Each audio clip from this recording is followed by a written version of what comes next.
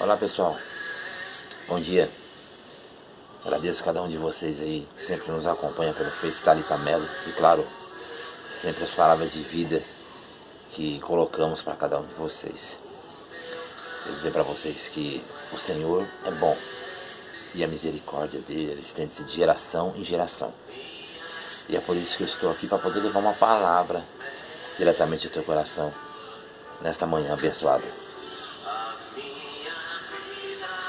A Bíblia fala que muitas das vezes nós entramos por caminhos e muitas vezes não conseguimos contornar a nossa volta, porque muitas vezes tomamos atitudes sem consultar a Deus, muitas vezes agimos conforme o nosso querer. E o nosso querer, claro, não é o querer de Deus. A misericórdia de Deus, ela é sobre nossas vidas, mas muitas das vezes nós não reconhecemos isso e queremos sempre agir conforme achamos que é o correto. Mas quando seguimos por esse caminho, começamos a dar murro em ponta de faca e de repente tudo que estava construído começa a desmoronar, porque agimos de maneira sem consultar a Deus e agimos de maneira aquilo com o nosso próprio coração. E o nosso coração, a Bíblia fala que ele é enganoso. Aqui a palavra de Deus aos 2 Coríntios, no capítulo 4 e no versículo 16, nos fala sobre o desígnio e efeito das aflições. As coisas visíveis, elas são contrapostas às invisíveis. Então a palavra ela diz assim: por isso não desfalecemos, mas ainda que o nosso homem exterior se corrompa, o interior contudo se renova de dia em dia. Porque a nossa leve e momentânea tribulação produz para nós um peso eterno de glória muito excelente, não atentando nós nas coisas que se veem, mas nas que não se veem. Porque as que se veem são temporárias e as que não se veem são eternas. Ou seja, essa palavra nos mostra e nos fala quando o nosso homem exterior, o nosso físico, ele se corrompe. Como é se corromper? Quando nós agimos segundo a vontade do nosso coração, como foi dito. O nosso homem exterior todo dia ele peca. O nosso homem exterior todo dia se corrompe. A nossa carne, ela tem um poder muito forte. Então vem os desejos, vem muitas das vezes aquilo que nós colocamos no nosso coração, então colocamos para fora e acabamos se corrompendo. Muitas vezes nas nossas atitudes, no nosso querer, no nosso agir. Mas a Bíblia diz que o nosso homem interior, ele se renova todos os dias. E como que é se renovar todos os dias? Se renovar todos os dias é diante do Senhor. É estando diante do Senhor na sinceridade do nosso coração.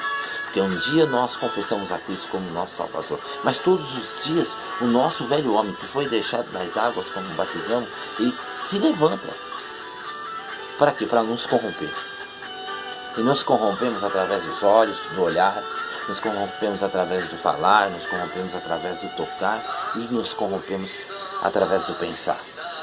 Mas o nosso homem exterior, ele se renova, porque quando nós nos colocamos diante de Cristo, ele entra com providência. A Bíblia diz que, filhinhos, eu quero deixar que vocês não pequem, mas se pecar, tem advogado que é Jesus Cristo para com o Pai. Então, para nós nos renovar, é preciso chegar até esse advogado chamado Jesus. E claro, o nosso homem exterior se corrompe, então quando nos colocamos diante desse Jesus, o nosso homem interior, ele se renova de dia em dia. Mas quando o homem não busca Deus, quando a mulher não busca Deus, de que maneira vai se renovar? De que maneira vai se restaurar? De que maneira vai sair da corrupção para não se corromper? O nosso homem exterior se corrompe, mas o nosso homem interior se renova. Então você tem que estar diante do Senhor, não para agradar o teu pastor, mas para você ser renovado pelo poder da palavra que é em Cristo. E a Bíblia diz mais ainda, diz da seguinte maneira: por isso, porque a nossa leve e momentânea tribulação, ela produz para nós um peso eterno de glória muito excelente. Não atentando nós nas coisas que se veem, mas nas que não se veem, porque as que se veem são temporárias, as que não se veem são eternas. Ou seja, quando você tem um problema e que você acha que é difícil vencer, a Bíblia trata esse teu problema, esse meu problema, como um peso, uma leve, ele se trata como uma leve e momentânea tribulação. Ou seja, todo problema que você passa, a Bíblia trata como uma leve e momentânea tribulação. Por quê? Momentânea é porque vai passar, uma tribulação que vai se acabar. Então, quando você se coloca diante de Deus, você começa a examinar as Escrituras, você começa a entender que a maior profecia é a palavra. A maior profecia não é quando alguém coloca a mão na tua cabeça e muitas vezes falam coisas que o Senhor não condiz com aquilo. Muitas vezes uma profecia colocada a mão na tua cabeça, ela não vai te levantar, ela vai te destruir. Porque as pessoas, elas querem elevar o seu ego. E como você sabe, em muitas pregações em determinadas igrejas, o irmão está pregando, o pastor está pregando, o presbítero está pregando, o obreiro está pregando. E a igreja nem sabe que o cara está pregando e está dando glória a Deus. Para você dar glória a Deus, você tem que entender o que a pessoa fala. Porque glória a Deus é uma concordância. Como você vai concordar com uma coisa que você nem ouviu e nem entende? E muitas das vezes uma profecia dita dentro da igreja é para elevar o ego de quem está pregando. Porque a igreja delira. O pessoal glorifica sem entender o que está acontecendo. Mas aquela profecia veio para te destruir. A maior profecia dita, pregada, falada é a palavra do Senhor. Porque quando você começa a examinar as Escrituras, como esta passagem que está aos 2 Coríntios capítulo 4, versículo 16, fala que as coisas visíveis são contrapostas às coisas invisíveis. Ou seja, quando o seu homem exterior se corrompe, o seu interior se renova. A Bíblia nos ensina isso. Mas se você não entende a palavra, você nunca vai se renovar. Jesus disse, examinai as Escrituras, porque são dela que de mim se justifica e julgai-se nela a vida eterna. Para mim apresentar Jesus para alguém, eu tenho que conhecer Jesus. Eu posso apresentar a minha esposa para alguém porque eu conheço ela. Se eu não a conhecesse, não teria como apresentá-la. Para você apresentar Jesus, você tem que conhecer, saber quem foi Jesus, as maravilhas que ele fez, as maravilhas que ele faz, a obra que ele opera na tua vida, o que ele fez na tua vida. Aí sim você vai ter algo a apresentar. Mas aí você tem um problema e a Bíblia trata do seu problema como uma leve e momentânea tribulação. Talvez o câncer, talvez a enfermidade, talvez o desemprego, talvez o casamento destruído, talvez a sua vida que foi lançada na macumba, talvez o teu nome foi amarrado na boca de um sapo, talvez entravou suas pernas e você não consegue andar, mas em meio a esses problemas, o Senhor trata tudo isso como uma leve momentânea tribulação. Porque muitas vezes colocamos o nosso coração naquilo que vemos, mas é naquilo que não vemos que temos que crer. Porque quando nós agimos dessa forma, nós somos bem-aventurados. A Bíblia diz, não atentando nós nas coisas que se veem, mas nas que não se veem. Porque as que se veem são temporárias, as que não se veem são eternas. Ou seja, tudo que você está vendo aqui um dia vai passar. Um certo homem disse que a nossa vida é como um passageiro que está dentro de um ônibus. E o próximo ponto você vai descer. Esse próximo ponto que você vai descer é a sua vida que um dia na terra vai se acabar. Seja você arrebatado, ou seja você que venha a falecer, mas você vai ter um encontro com Deus. Talvez Jesus volte agora e rebate a igreja, mas talvez ele volte em particular, como nesse momento e nessa madrugada que se passou e nesse dia que está fazendo, Jesus está voltando para muita gente. Acontece que muitas vezes o homem e a mulher não se preparou para esse encontro. Ou seja, o seu exterior se corrompeu e o seu interior não se renovou. Nós que conhecemos a palavra, nós que pregamos a palavra, nós temos que ter a consciência e entender que nós temos que levar a verdade. E a verdade, muitas vezes, ela não vai ter, as pessoas não vão querer te ouvir. Porque a verdade, a palavra do Senhor é verdade. Mas a palavra do Senhor hoje está distorcida. Hoje estão pregando um evangelho mentiroso, um evangelho falso, que só fala de riqueza, de bonança. E a Bíblia diz que nós não temos que juntar tesouro na terra, onde o ladrão consome, aonde a ferrugem destrói. Não, nós temos que juntar tesouro no céu. Porque lá o ladrão não vai consumir. Lá o ladrão não vai te roubar. Lá a ferrugem não vai destruir. Não. Mas nós, muitas das vezes, nos enganamos com esse evangelho falso. E como você deve fazer para não se enganar com o evangelho falso? É simplesmente examinando as Escrituras. Porque muitos falsos profetas se levantou. A verdadeira palavra não querem pregar. A verdadeira palavra é o arrebatamento, é a volta de Jesus que vai levar a sua igreja. Mas hoje estão pregando riqueza só aqui na terra. Nós temos que estar diante de Deus para que nós não venhamos se corromper. Porque muitas das vezes, quando o homem exterior se corrompe, muitas das vezes o homem interior não se renova.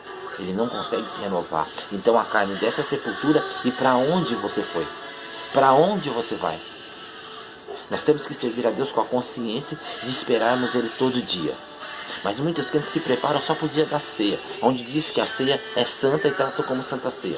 A ceia não é santa. A ceia é apenas uma ceia onde nós relembramos a morte de Jesus ali. Onde nós comemos do pão, comemos da carne dele, simbolicamente falando. E Jesus diz, fazei isso até que eu volte. Ou seja, celebrar isso até que ele volte. Por que nós relembramos a morte de Jesus? Porque quando Jesus ele foi crucificado e ele foi para aquela sepultura, quando aquela mulher, elas foram para poder ver o corpo de Jesus, chegando ali o corpo não estava mais. Se o corpo de Jesus estivesse ali, o que seria de mim, de você? Seria um falso Jesus que pregou, mas pregou mentiras. Não, o nosso Jesus, ele veio, pregou a verdade, viveu a verdade, foi crucificado e ressuscitou. Ele dizia, olha, destruirei esse templo e em 3 dias reconstruirei. Ou seja, ele estava falando dele, que ele iria ser morto, mas em 3 dias ele iria ser ressuscitado e iria nos dar palavra de vida e vida com abundância. Então quando nós participamos da ceia, é para isso, é para relembrar esse momento. Porque se ceia fosse santa, todo mundo que comesse ia morrer, porque todos têm pecado. Mas a ceia é simplesmente um ritual para que nós venhamos lembrar desse momento. Mas muitas das vezes o crente se prepara para esse momento. Eu vou me preparar hoje, eu vou jejuar hoje, porque amanhã é ceia. Não, meu amigo. Você tem que jejuar, se consagrar e se preparar todo dia. Porque muito mais importante do que uma ceia é a vinda do Senhor. E a vinda do Senhor pode ser hoje, pode ser amanhã, não sei, pode ser daqui 10 anos, mas ele pode vir em particular para você hoje. Talvez esse dia que você está vendo, à noite você não vai ver. Porque seus olhos podem se fechar e você descer a sepultura. Como vai acontecer com muitos, como já aconteceu com muitos. Minha mãe serviu a Deus a vida toda. E o corpo dela desceu a sepultura. Se ela não se preparasse, iria para onde? Porque muitas vezes você está 50 anos na igreja, mas não está preparado. Você está como as 5 virgens loucas. Que tinha a botija, mas não tinha o azeite. Você tem que ter a botija e você tem que ter o azeite. Porque quando o bradar do noivo acontecer, aí, meu amigo, você vai estar preparado e vai entrar com ele para as bodas. Então, ainda que o seu homem exterior se corrompa, o seu interior vai se renovar. Se você se corrompeu, se renove hoje. Se você se corrompeu, não espera o horário do culto para se renovar. Dobre o teu joelho no teu quarto e fale com Deus. Deus, me renove, me restaure. Porque todo dia eu me corrompo, mas todo dia eu vou estar na tua presença. Não para me justificar, mas para que o Senhor me justifique. Então, fique com essa palavra e Deus abençoe cada um de vocês. Eu agradeço a cada um de vocês que sempre nos acompanha no Face Thalita Mello. E através do meu lar, eu quero desejar um dia de paz, de alegria e que Deus possa abençoar grandemente a vida de cada um de vocês. Fiquem na paz e Deus abençoe a cada um de vocês. Amém?